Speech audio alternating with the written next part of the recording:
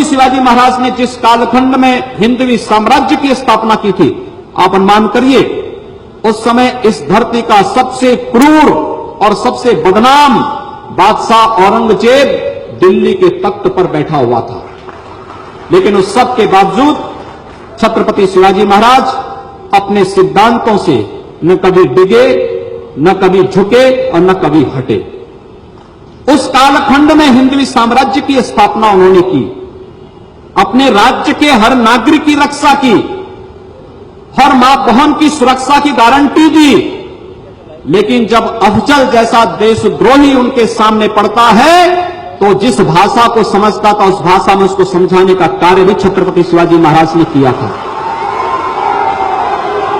और इसलिए आज आवश्यकता है हम छत्रपति शिवाजी महाराज के द्वारा जिस हिंदवी साम्राज्य की स्थापना आज से 343 वर्ष पूर्व जिसकी नींव उन्होंने रखी थी, उस राष्ट्रवाद के परम वैभव को आगे बढ़ाने की, उस कड़ी को आगे बढ़ाई जाने की आवश्यकता है।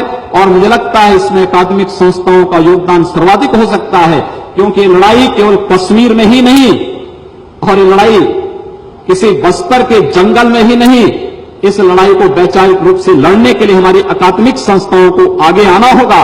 तब छत्रपति शिवाजी महाराज, गुरु गोविंद सिंह जी महाराज और महाराणा प्रताप के उन सपनों को साकार हम कर पाएंगे जो भारत के बारे में, भारतीयता के बारे में देखना चाहते थे। मैं एक बार पुनः लखनऊ विश्वविद्यालय के माननीय कुलपति को, जिन्होंने इस कार्यक्रम को यहां पर अनुमति दी, और डॉक्टर संजय शुक्ला जी को, डॉक्टर संजय शुक्ला जी पिछले 2-3 वर्ष से मेरे पीछे पड़े थे कि मैं इस कार्यक्रम में आऊं।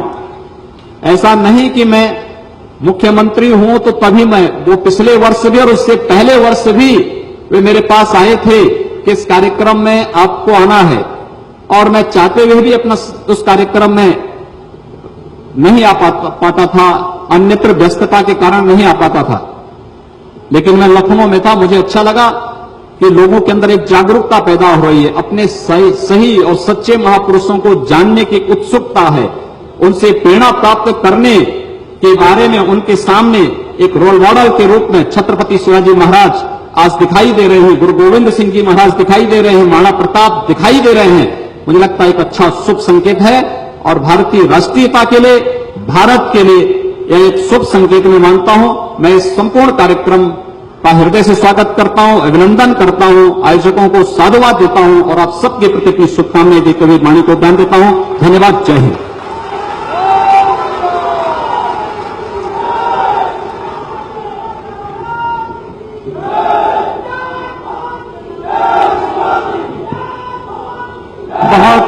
बहुत बहुत धन्यवाद।